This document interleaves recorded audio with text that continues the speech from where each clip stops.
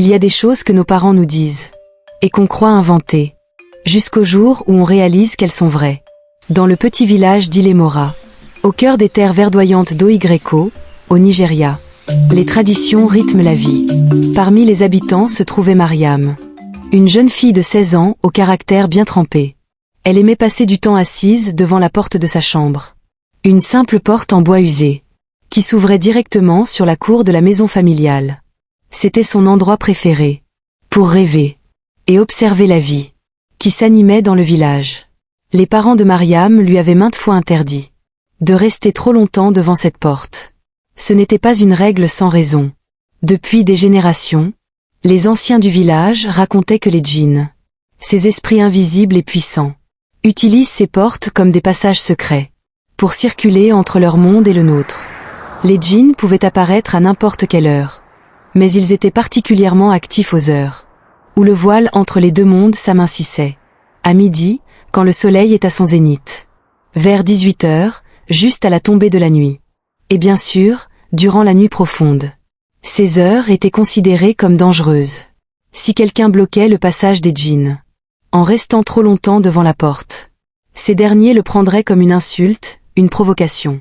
Un ancien du village expliquait souvent.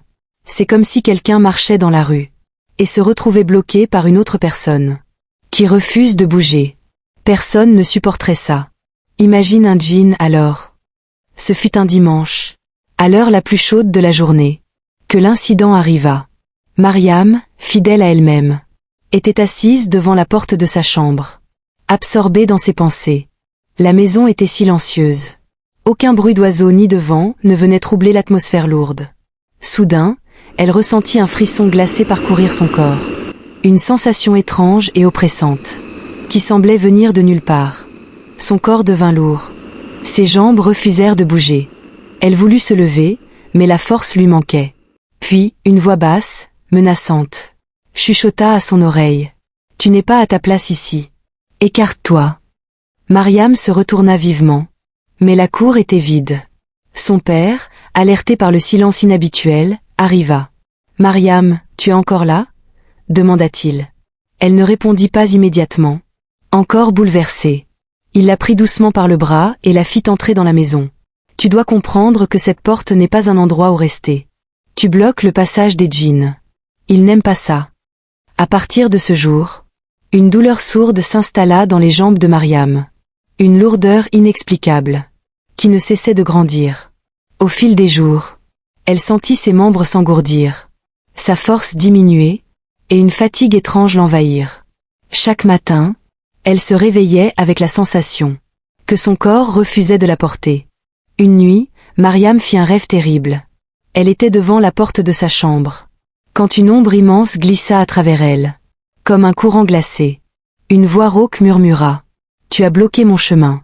Maintenant, je viens prendre ce qui m'appartient. » Elle se réveilla en sursaut, le cœur battant, la sueur froide au front. Les anciens remarquèrent rapidement le changement chez Mariam. Son regard devenait vide, perdu dans un ailleurs invisible.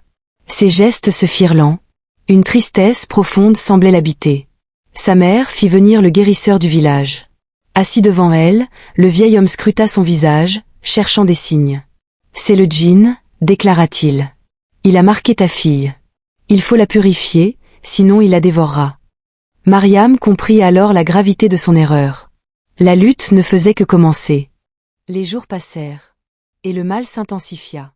Chaque matin, Mariam se réveillait plus faible. Son corps semblait lui voler toute son énergie. Elle peinait à se lever, ses jambes autrefois fortes refusaient souvent de la porter. Un après-midi, alors que le soleil déclinait, elle était assise au seuil de sa chambre, silencieuse. Sa mère, Aïssata, la regardait avec le cœur serré. « Mariam, il faut que tu comprennes, » dit-elle doucement. « Ce que tu ressens n'est pas normal. Le djinn est là, il ne te lâchera pas facilement. » Mariam, les yeux embués de larmes, répondit. « Que puis-je faire? J'ai peur, il me dévore. » Aïssata passa sa main tremblante sur le front de sa fille. « Un grand rituel de purification est nécessaire. Le village doit se rassembler. Les anciens prieront. Et toi, tu devras suivre leurs paroles. » Le soir venu, le village s'unit autour du grand feu. Les chants et prières s'élevèrent, accompagnés du battement des tambours. Mariam, enveloppée dans un pagne, était allongée au centre du cercle, sentant tous les regards peser sur elle.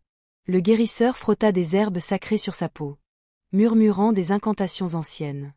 Malgré tout, le mal résistait. Quelques jours plus tard, une douleur plus intense traversa Mariam, parcourant son dos et ses jambes. Sa mobilité diminua, sa voix faiblit. Ses parents, impuissants, la regardaient. Une nuit, un bruit sourd résonna à la porte de sa chambre. Mariam ouvrit les yeux, terrifiée. Un souffle glacé envahit la pièce. Une voix rauque s'éleva. « Tu as défié mon chemin. Ton corps ne t'appartiendra plus. » À partir de cette nuit, Mariam fut prisonnière de son propre corps. Son corps devint raide, paralysé. Chaque matin, ses parents constataient avec douleur qu'elle avait perdu encore plus de contrôle. Un matin, Aïssata trouva Mariam tentant de bouger ses jambes sans succès. « Maman, je ne peux plus marcher », murmura-t-elle, tremblante. Les larmes montèrent aux yeux d'Aïssata. Le guérisseur expliqua. Le djinn a brisé le lien entre son âme et son corps. Seule une grande force pourra peut-être la libérer. Malgré les prières, aucune amélioration ne vint. Les semaines passèrent. Mariam sombrait dans cette paralysie.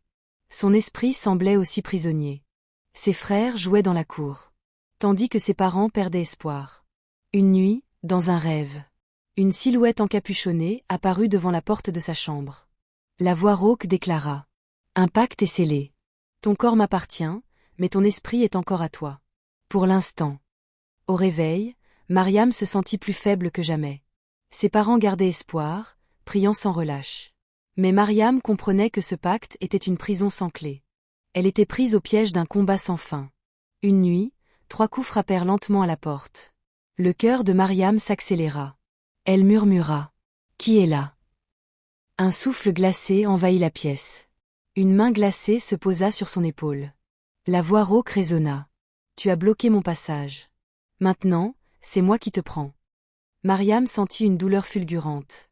Puis son corps tomba lourdement, immobile. Au matin, ses parents la trouvèrent figée. Le regard vide. Le guérisseur déclara. Le djinn a brisé son corps. Seule une force immense pourra la sauver. Le village fut frappé par cette tragédie. Les anciens renforcèrent les avertissements. Ne restez jamais devant la porte. Surtout aux heures où les esprits passent. Les mois passèrent. Mariam resta paralysée, prisonnière de son corps. Mais son histoire changea le village. Chaque famille enseigna à ses enfants, avec gravité. Ne jamais rester devant la porte. La porte de la chambre de Mariam, lieu du drame, resta souvent fermée. Ses parents pleuraient, conscients de leur impuissance.